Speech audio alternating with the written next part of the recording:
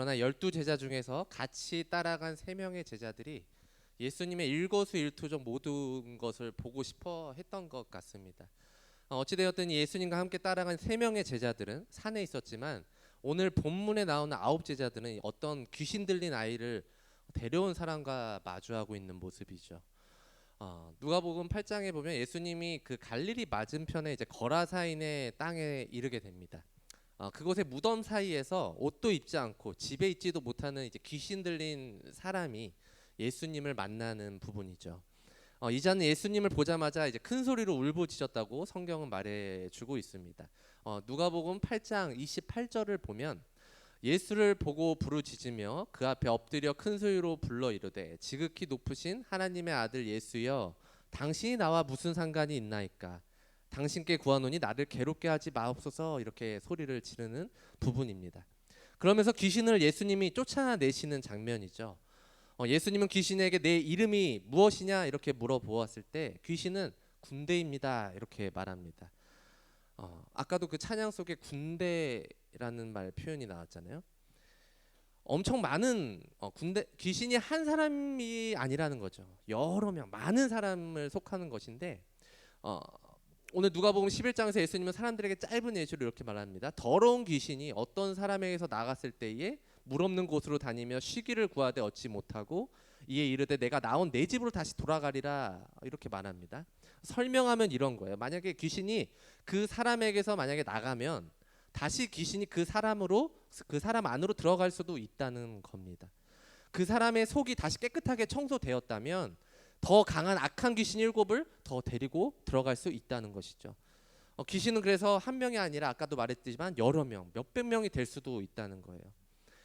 오늘 본문에서 귀신이 군대라고 표현했기 때문입니다. 어쨌든 귀신은 어떤 사람에게도 들어갈 수 있음을 보여주고 있습니다. 특히 기도하지 않는 사람에게 귀신은 그의 생각과 마음을 지배한다는 것이죠. 제가 고등학교 때까지 잠을 자고 있을 때 밧줄로 꽁꽁 묶은 것처럼 이렇게 움직일 수 없었던 적이 되게 많았어요. 난 움직이려고 애쓰지만 움직일 수 없는 그런 강력한 힘이 나를 사로잡았던 적이 있었던 것 같습니다. 그래서 어렸을 때는 굉장히 두려운 마음이 있었죠. 이거 뭐지? 내 몸이 지금 망가진 건가? 그런 날들이 오면 되레 겁을 먹었던 것 같습니다. 근데 그때 당시에 이제 유초등부 예배도 빠지지 않았고 나름대로 신앙생활도 열심히 했다고 생각했지만 그런 상황이 오면 겁부터 먹은 저의 모습을 보았던 거예요. 근데 고등학교 이후부터인 것 같습니다. 오늘 설교 시간에 우리는 하나님의 양자된 자녀라는 것을 저는 들었습니다. 그래서 로마서 8장 14절 15절 보면 무릇 하나님의 영으로 인도함을 받는 사람은 곧 하나님의 아들이라. 너희는 다시 무서워하는 종의 영을 받지 아니하고 양자의 영을 받았으므로라는 말씀이 나옵니다. 또한 사도행전 16장에 보면 바울과 실라를 따라다니면서 귀찮게 하는 점치는 여종이 있었습니다. 지금도 내 인생이 궁금해서 인터넷이나 또 타로 점집이나 굿을 보는 그런 점집을 다니시는 분이 있다면 이제는 다니지 마시길 바랍니다. 그곳을 다닌다는 것은 곧 귀신을 의지한다는 것이나 다름없기 때문입니다. 점으로 먹고 사는 그 여종이 바울과 실라를 쫓아다니며 귀찮게 하니까 이렇게 말하죠. 예수 그리스도의 이름으로 명하노니 그에게서 나오너라 이렇게 외칩니다. 그랬더니 즉시 나왔던 것이죠. 저는 그 말씀이 생각이 났고 몸을 움직일 수 없는 그런 상황이 올 때마다 저는 기도했습니다. 왜 내가 이런 것들을 당하고만 있어야 될까? 바울처럼 나도 하나님의 자녀인데 귀신은 하나님의 영을 가지고 있는 자들을 무서워하는데 이런 생각이 들었습니다. 그래서 이전까지는 그런 귀신이 무서워서 벌벌 떨었다면 이젠 예수 그리스도의 이름으로 명하노니 떠나갈지어다 하고 외쳤습니다. 그런 상황이 올 때마다 그렇게 외치게 되면서 이제 몸이 꽁꽁 묶인 것 같은 그런 상황이 없어졌다는 것이죠. 오늘 본문에 어떤 사람이 자신의 자식이 간질병을 고쳐달라고 하며 예수님께 데려온 모습입니다. 이 간질병이 도대체 무엇일까요? 태어나면서 뇌가 발달하지 못하거나 아니면 살아오면서 뇌를 다치거나 그러한 일들 때문에 발작을 일으키는 그런 증상을 말합니다. 모든 각 기관 중에서 뇌만큼 중요한 기관은 없을 것입니다. 뇌가 건강해야 모든 몸속의 그런 기관들도 다 건강하다는 것이죠. 뇌가 모든 기관의 지휘관 역할을 하고 있기 때문입니다. 뇌가 제 기능을 못하면 온몸을 움직이는 데에 어려움이 있다는 것이죠. 그런데 지금 이 아이는 선천적으로 뇌 기능에 문제가 있었다기보다는 귀신이 그 안에 들어갔다라고 성경이 말해주고 있습니다. 이 자식의 부모는 불에도 넘어지고 물에도 자꾸 넘어지니까 속이 썩어 들어갑니다. 그래서 주변에 예수님의 제자들이 있다고 해서 그들이라면 고쳐주지 않을까, 예수님과 함께 다녔기 때문에 그들이라면 예수님과 똑같이 고쳐주지 않을까 해서 예수님 앞에 데리고 가죠. 근데 그 귀신 들린 아이를 보고 제자들은 어쩔 줄 몰라 합니다. 이 마태복음 10장 1절을 한번 보면 예수께서 그의 12제자를 부르사 더러운 귀신을 쫓아내며 모든 병과 모든 약한 것을 고치는 권능을 주시니라, 이렇게 말씀하십니다. 이미 예수님은 12제자에게 그런 고치는 것과 모든 병을 고치는 권능을 주셨다는 거예요. 근데 이미 제자들은 모든 병을 고치는 능력과 귀신을 쫓아내는 권능을 받았음에도 불구하고 전혀 그런 생각이 나지 않았던 거예요. 왜? 마음에 두려운 마음이 있었기 때문입니다. 예전에 제가 초등학교 때 자전거를 처음 배웠습니다. 여러분들도 자전거를 처음 탈 때 처음부터 막 부하 자전거 타지는 않았을 거 아니에요. 자전거를 탔을 때 처음부터 중심을 잡고 잘 타는 사람이 없습니다. 무조건 뒤에서 누군가 잡아줘야 돼요. 근데 누군가 잡아줘야 되는데 뒤에서 이제 잡아주다가 타는 사람이 잘 타면 뒤에서 이제 잡아주지 않죠. 근데 타는 사람은 불안한 마음에 이제 앞을 보고 계속 물어보죠. 뒤에 잡고 있는 거죠? 닫고 있는 거죠? 이러는데 잡고 있어, 잡고 있어. 안 잡고 있으면서 잡고 있어. 잘 갑니다. 잘 가다가 이제 두려운 마음에 혹시나 해서 뒤로 보다가 안 잡고 있어. 그럼 넘어지죠. 전 그랬어요. 여러분들 안 그런 것 같은데 저는 이제 두려운 마음에 이렇게 넘어졌던 것 같아요. 그래서 많이 두려운 마음에 계속 잡아달라고 처음에 했던 것 같습니다. 그렇게 사람의 마음은 두렵다는 거예요. 오늘 마태복음 14장 후반부에 보면 예수님은 따로 기도하시러 이제 산에 가시고 제자들은 배를 타고 앞서 건너편으로 가고 있던 부분이 있습니다. 배가 이미 육지에서 점점 멀어지고 있는데 갑자기 바람이 세차게 불어왔던 것이죠. 그럼 배를 타는 사람들은 태풍이 올 때 웬만하면 배를 타지 않습니다. 태풍이 오면 바람이 세차서 파도가 거세지기 때문이죠. 파도가 거세지면 당연히 배가 뒤집어지거나 부서질 수 있어서 위험한 상황이 닥치게 됩니다. 제자들은 멀리서 예수님이 물 위에서 걸어오고 계실 때 우왕좌왕하고 있었어요. 어떻게 하지? 이 상황을 어떻게 해야 될까? 근데 또 저쪽에서 걸어오는 사람이 예수님인데 유령이라고 또 보는 그 두려움. 예수님은 그 두려워하는 제자들을 바라보면서 이렇게 말하죠. 안심하라. 나니 두려워하지 마라. 이렇게 말합니다. 그러나 용감한 베드로가 이렇게 말하죠. 주여, 만일 주님이시거든 저를 명해서 물 위로 오라 명하소서. 그때 예수님은 오라 이렇게 말씀하십니다. 근데 베드로가 그 말에 자신감을 가지고 물 위를 걸었습니다. 걸었는데 바람이 세차게 부는 것을 보고 다시 빠져가는 모습을 보게 되죠. 예수님은 그런 베드로에게 믿음이 작은 자야 왜 의심하였느냐라고 묻게 됩니다. 예수님은 우리에게 계속해서 할 수 있다, 너는 할 수 있어, 계속해서 이렇게 말은 하지만 주변 환경이 나를 좌절시킬 때가 많다는 것이죠. 그래서 내 컨디션으로, 내 능력으로 힘있게 나아가다가도 나에게 힘에 겨운 일이 다가오면 내가 주저앉게 된다는 것입니다. 나는 할 수 없다는 믿음이 나를 주저앉게 만드는 것이죠.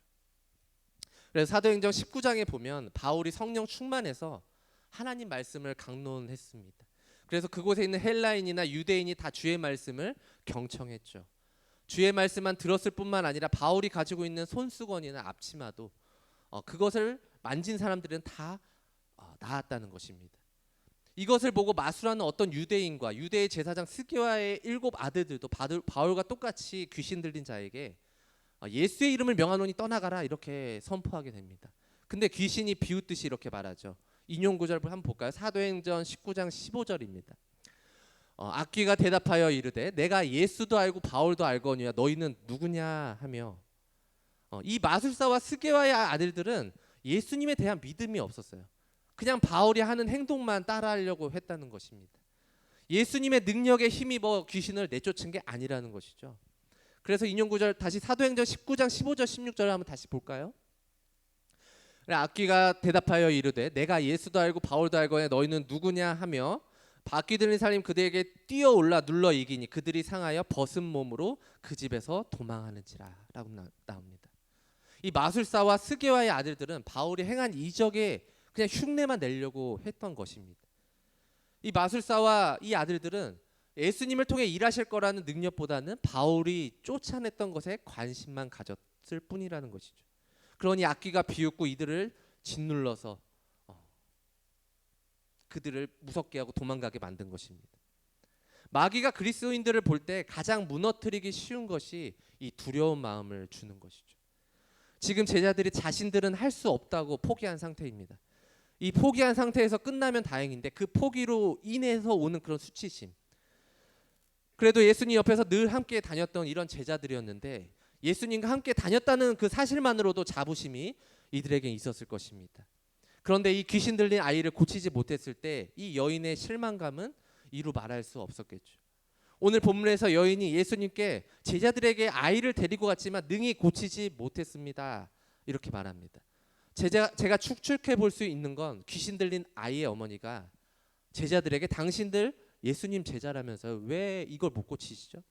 그렇게 오랫동안 따라다녔으면서 왜 이걸 하나 못 고치시는 거죠?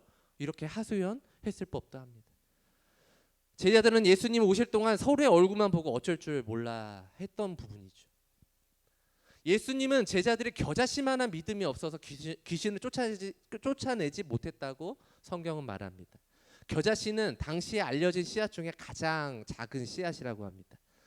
이 씨가 점차 자라면 3, 4m까지 큰다고 합니다. 예수님은 믿음의 잠재력을 겨자씨에 비유한 것은 아주 조그마한 믿음만 있어도 참으로 큰 일을 할 수 있다는 것입니다. 어떻게 겨자씨 같은 믿음으로 산을 옮길 수가 있을까요? 예전에 제가 우스운 얘기 하나를 들었는데 어떤 꼬마아이가 부모님한테 그랬대요. 아빠 엄마 나 저 산 보기 싫은데 산이 없어져 버렸으면 좋겠어요. 나 기도할 거야. 그랬더니 아빠 엄마가 웃으면서 말했죠. 아이고 야 저 산은 우리의 힘으로 절대 옮길 수 없어. 우리가 해주고 싶어도 해줄 수가 없다. 미안하다. 그런데 몇 달이 지나고 그곳이 재개발 지역으로 지정된 것입니다. 많은 차들이 와서 나무를 뽑고 포크레인이 와서 땅을 파더니 산이 3년 정도 지났을 때 없어진 거예요. 정말 이렇게 웃을 수 있는 얘기지만 이 얘기에서 한 가지 핵심 포인트가 있습니다. 바로 기도라는 것이죠. 우리가 마가복음 9장 29절 한번 보겠습니다. 이르시되 기도 외에 다른 것으로는 이런 종류가 나갈 수 없다. 이렇게 말씀하세요. 마태복음과 마가복음에서는 분명 지금 이 귀신 들린 아이와 같은 장면이에요. 귀신 들린 아이를 어머니가 데리고 온 장면인데 마태복음에서는 나오지 않았지만 이 마가복음에서는 이 마지막 이 구절이 나왔어요. 기도 외에는 다른 것으로 이런 종류가 나갈 수 없다라는 말씀을 하셨습니다. 마가는 예수님께서 제자들에게 기도하라고 한 부분을 기록하고 있다는 것이죠. 기도만이 병이나 귀신을 내쫓을 수 있다는 것입니다. 사도행전 1장에 보면 예수님이 십자가에서 돌아가시고 약속대로 다시 부활하셔서 제자들과 40일 동안 하나님 나라에 관하여 말씀하고 있습니다. 그들이 모였을 때 예수님께 여쭙습니다. 주께서 이스라엘 나라를 회복하심이 이때입니까? 이 말을 들은 제자들은 이제 예수님이 부활하셨으니까 이스라엘을 회복하시기 위해 이제 오셨구나 생각하실 수 있습니다. 제자들은 예수님이 로마 군인에게 잡혔을 때에도 두려워서 제각기 흩어졌던 사람들이었습니다. 이제 예수님이 부활하셨으니까 다시 예전처럼 많은 권능을 행하실 것이다 라고 이렇게 생각한 것이죠. 사도행전 1장 8절을 보면 우리가 다 같이 함께 읽어볼까요? 시작. 오직 성령이 너희에게 임하시면 너희가 권능을 받고 예루살렘과 온 유대와 사마리아와 땅끝까지 이르러 내 증인이 되리라. 아멘. 이렇게 말씀하셨습니다. 이제는 예수님 없이도 성령의 권능을 받으면 예수님의 증인이 될 수 있다는 것입니다. 성령의 권능은 교회 오래 다닌 사람이 받는 게 아니에요. 성령의 권능은 성경의 지식이 뛰어난 자만이 받을 수 있는 것도 아니죠. 하나님으로부터 오는 권능은 오직 예수의 이름으로 기도할 때 받을 수 있다는 것입니다. 사도행전 1장 13절 14절 보면 들어가 그들이 유하는 다락방으로 올라가니 베드로, 요한, 또 야고보, 안드레와 빌립, 또 도마와 바돌로메, 마테와 및 알페오의 아들 야고보, 셀롯인 시몬, 야고보의 아들 유다가 다 거기 있어 여자들과 예수의 어머니 마리아와 예수의 아우들과 더불어 마음을 같이하여 오로지 기도에 힘쓰더라. 또 사도행전 2장 42절을 보면 그들이 사도의 가르침을 받아 서로 교제하고 떡을 떼며 오로지 기도하기를 힘쓰니라. 이렇게 나옵니다. 여러분들도 두 개의 구절을 보셨지만 공통점이 뭡니까? 기도하기를 힘쓴다는 거죠. 이들은 이제 어떤 모임을 갖든지 어떤 일을 하든지 기도하기를 힘썼다고 나옵니다. 우리 찬양팀도 뭐 하기 전에 늘 기도에 힘쓰잖아요. 우리가 임원들 모일 때도, 리더들 모이기 전에도 기도합니다. 그리고 끝나도 기도합니다. 왜 기도할까요? 내 지혜로 할 수 없으니까. 내 지혜가 오지 않고 사단이 주는 지혜로 하지 아니하고 하나님이 주는 지식으로, 지혜로 그걸 감당하려고 우리가 기도하는 거잖아요. 제자들은 원래 그런 육신이 약하여 기도하지 못했던 인물들이에요. 예수님이 십자가에 달려 돌아가시 직전에도 예수님의 마음이 심히 고통스러워서 제자들과 따로 겟세마네 동산에서 기도했던 예수님이셨습니다. 잠시 제자들에게 왔을 때 이 자고 있는 모습을 보고 시험에 들지 않게 깨어 있으라라고 몇 번이나 말씀하시죠.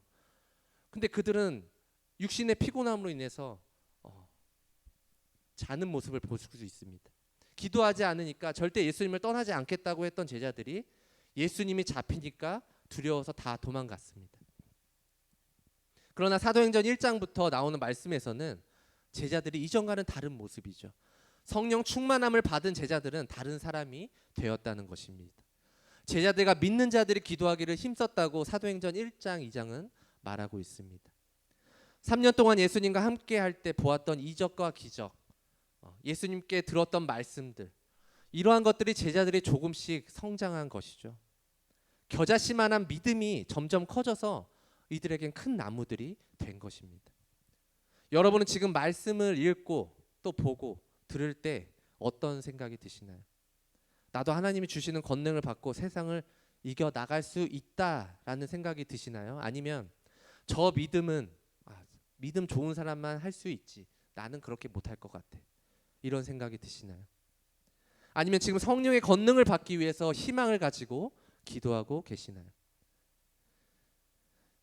지금 내가 할 수 없는 것들을 예수의 이름으로 기도하면 됩니다. 대신 그냥 기도하는 것이 아니라 겨자씨만한 그런 믿음을 가지고 기도해야 된다는 것이죠. 겨자씨는 그냥 심겨질 수가 없습니다. 교회에 나와 예배드리고 그 말씀을 통해 내 힘으로 그것을 할 수 없지만 주님이 능력 주시면 어떤 것도 감당할 수 있다는 고백을 할 때 겨자씨가 자라날 줄 믿습니다. 난 할 수 없어, 내 주제, 내가 어떻게 그거를, 난 한 번도 한 적이 없는데 저건 저 사람만 할 수 있어, 저건 저 사람만이 감당할 수 있는 일이야, 아니라는 것이죠. 이러한 생각은 겨자씨가 자랄 수가 없습니다. 여러분은 기대를 가지셔도 좋습니다. 제가 본 여러분의 믿음은 쑥쑥 자라나고 있음을 바라봅니다. 믿음을 잃지 마시고 겨자씨만한 믿음 가지고 기도하면 하나님이 지혜를 주시고, 겨자씨만한 믿음을 가지고 기도하면 내가 못하는 부분에 사람을 또 붙여주시고, 또 겨자씨만한 믿음을 가지고 기도하고 나아가면 주 안에서 능치 못할 일이 없을 줄 믿습니다. 아멘. 우리 함께 기도하겠습니다. 하나님 아버지 감사합니다. 저희들은 늘 예배에 나오지만 하나님을 입술로는 고백하지만 또 세상에 나가서는 저희들이 넘어질 때가 얼마나 많은지요. 하나님, 저희들이 세상에 나갈 때 넘어지지 않게 하여 주옵소서. 작은 겨자씨만의 그 씨앗, 그런 조그마한 그 씨앗 믿음만 가지고도 하나님께서 권능을 주시겠다고 하셨사오니 아버지, 저희들에게 권능을 주실 줄 믿습니다. 그래서 이 세상을 이기고 사단을 이겨서 귀신이 저희들을 점령하지 못하고 세상이 저희를 점령하지 못하고 하나님 말씀이 저희를 점령하게 하여 주셔서 온전히 그 말씀 가운데 승리할 수 있는 저희들이 되게 해달라고 이 시간 주여 일창하고 같이 기도하도록 하겠습니다. 주여! 아버지 하나님 감사합니다. 아버지 하나님, 이 시간 아버지 하나님 온전히 아버지 마태복음 17장 말씀을 통해서 아버지 저희들의 믿음이 더욱더 성장하는 시간이 될 수 있길 원합니다. 아버지 하나님, 저희들의 말씀이 아버지 육신이 되어 이 땅에 오신 예수님을 기억하게 해주셔서 아버지 말씀을 붙들고 아버지 이 세상에 타협하지 아니하고 온전히 하나님께 나아가는 저희들이 될 수 있도록 하나님 도와주시옵소서. 아버지 하나님, 저희들이 흔들고 있는 환경이 어떤 것입니까? 그 환경이 저희들을 집어삼킬 수 없음을 바라봅니다. 아버지 하나님을 바라봅니다. 하나님 말씀을 붙듭니다. 아버지 저희들을 무너뜨리려는 그 환경이 이제는 부끄럽게 해주시고 아버지 말씀을 통해서 다시 한번 주 앞에 나아가는 저희 될수 있도록 인도하여 주시옵소서.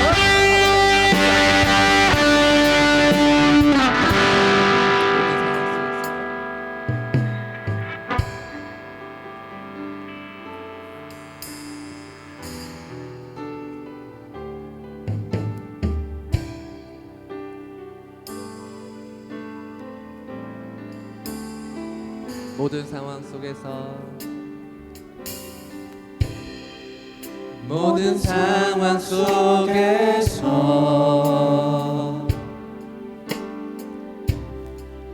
주를 찬양할지라.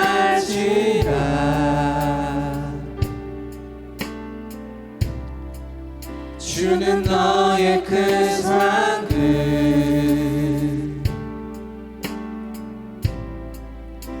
큰 도움이시라.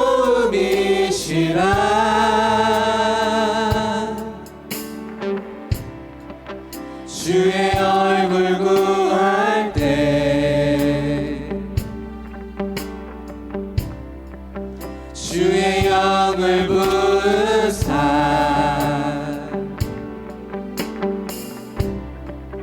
크신 사랑 안에서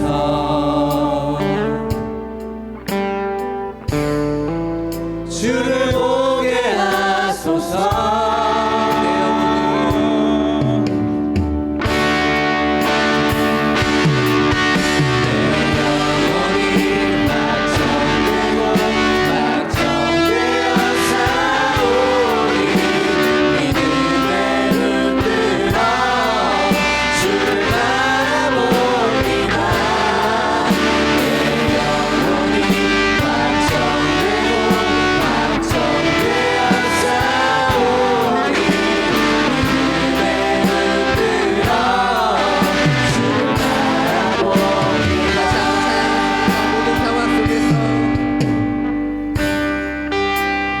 상황 속에서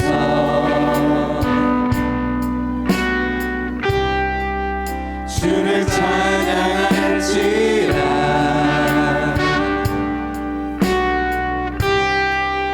주는 너의 큰 상급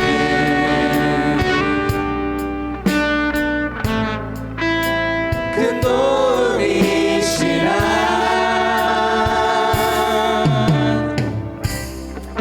주의 얼굴 구할 때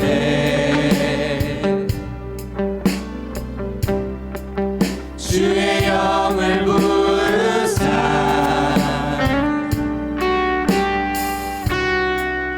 크신 사랑 안에서